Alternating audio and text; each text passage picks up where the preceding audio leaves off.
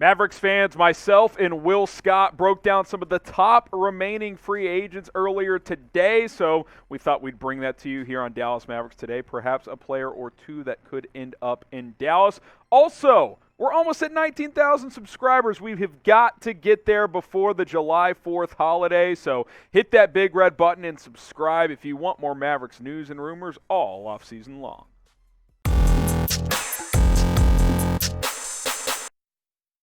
Day 3 of NBA free agency is here, and we've got you covered with the latest NBA news and rumors, so subscribe here at Chat Sports. He's Will Scott. I am Harrison Graham. On today's show, we're going to break down the top remaining free agents in NBA free agency. A lot of names have come and gone, but there are some notable names that are still out there.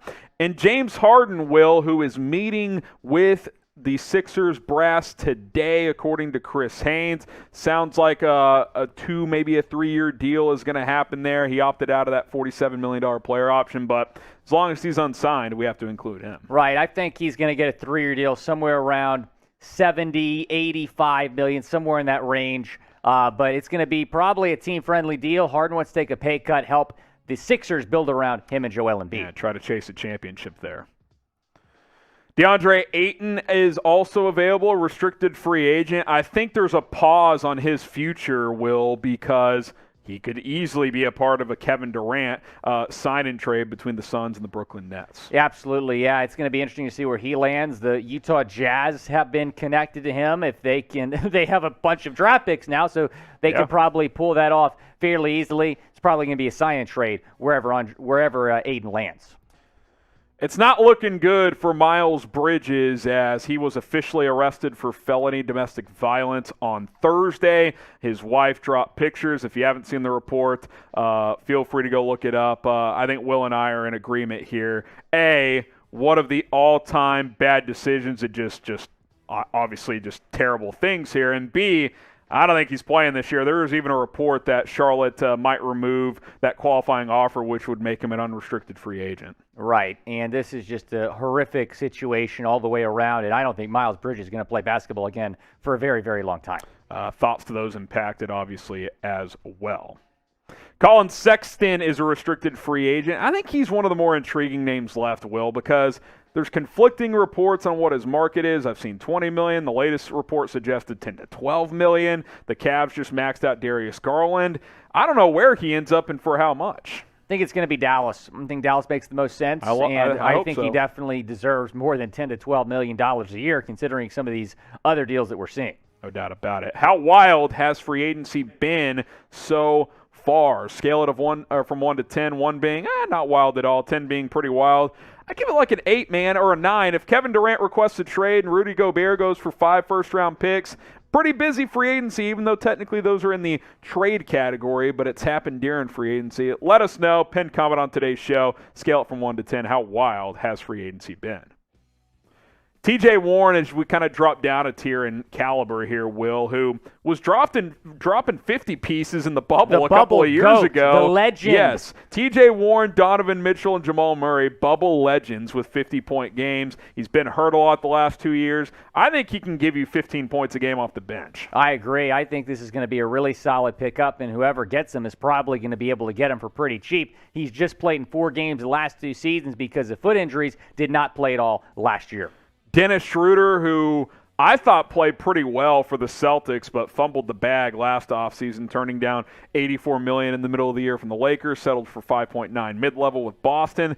Didn't play as much for Houston, Will, as you know. They obviously played a bunch of young guys, but I think as a 6-man type, he's still an excellent player. Absolutely, yeah. He was really good in Boston, put up 14 points per game, was surprisingly traded to Houston middle of the season, averaged 11 points a game in Houston. He's definitely not going back to the Rockets, I can tell you that much, because they want to build around some of those younger guys, get those guys some playing time. So, yeah, it's going to be a really solid guy off the bench, whoever lands him.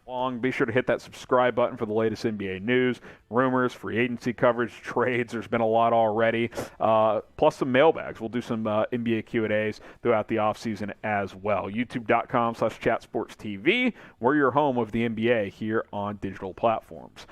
All right, Montrezl Harrell, who good year last year, 13-6 for the Hornets, mostly coming off the bench here. If you have the right playmaking guard with him on your second unit, he can be a very impactful player for a team still. He's so underrated, and I hope this guy gets paid because he deserves to get maybe a little bit more than teams are probably going to give him. He's been incredibly solid throughout his career. Look at what he did with the Clippers, 18.6 points per game, 2019-2020. Good with the Lakers, great with the Wizards, great with the Hornets. I hope this guy is able to get somewhat of a bag. Exactly. Good energy guy, can finish around there. Now, he can't play defense, but he's coming off the bench. I mean, you're not going to have a superstar coming off the bench mostly.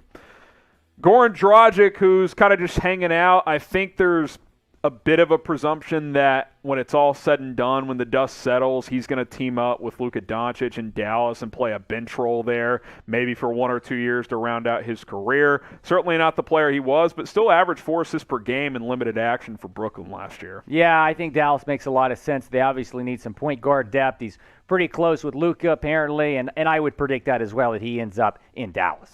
Name a player that you want your favorite team to sign. There's still some notable names on the open market, so let us know who you want your favorite team to sign. How about Carmelo Anthony, Will? Look, the guy was almost exiled out of the league. He kind of gets back into shape. The effort increases. He's gotten a better three-point shot later in his career. The defensive intensity has ramped up. I think coming off the bench for a team, he can still contribute. He put up 13 a game in Los Angeles, was really good in Portland as well. I'm really happy this guy has stuck around in the league after that very short stint in Houston. I think New York would be a lot of fun. Run it back. And it might make some sense. Let's go, Melo. Jeremy Lamb, not to be confused with Jeremy Lin. How about Lin and Melo back to the Knicks? I think Jeremy Lin's done, all jokes aside. Jeremy Lamb, who's never really lived up to the billing of the type of player he was at UConn. A couple years ago, played pretty well. Wasn't as good last year for Sacramento. Certainly still expect him to land at some point. Who is the best player that is still unsigned in free agency? I think technically you got to say James Harden until he signs, but DeAndre Ayton is still floating out there as well. Let us know what you guys think down in the comments. Couple more guys here, Will. Thomas Bryant, who's been linked to the Celtics and the Lakers, could be a good backup center for a team. Absolutely. It's going to be interesting to see what he gets. I think whatever contract he signs will fit into a team's mid-level exception, but because of injury issues, he just hasn't been the same player we saw the first couple of years of his career. If you remember, man, this guy was putting up a lot of points in Washington a few years back. Yeah, no doubt about it. So Thomas Bryant still hanging out there, so we'll see if he gets picked up. Dwight Howard is another name that still remains unsigned. Didn't have quite the impact he had for the Lakers this past year that he did for the team that won the championship in the bubble, but again, if you need a backup center that can rebound and score around the glass and block an occasional shot, he's still a decent player at this point. Absolutely, I agree. I love Dwight. Had a chance to interview him a few years ago, actually. Oh. So, yeah, I like Dwight. I hope he ends up on a contender. I'd love to see him win another ring. One more big here, Hassan Whiteside, who played pretty well for the Jazz last year. If I'm Utah, I might bring him back after trading Rudy Gobert. I think if he gets more minutes, he could be a double-double guy still. When he's engaged, he's an impactful player. Obviously, effort and attitude concerns in the past have been a problem. Yeah, he was so good in Miami. It's been kind of wild to see the drop-off for him, but I think it makes a lot of sense for Utah to give him to bring him back. Like the video if you're ready for more free agency news and rumors to drop. All you got to do is hit that thumbs up icon.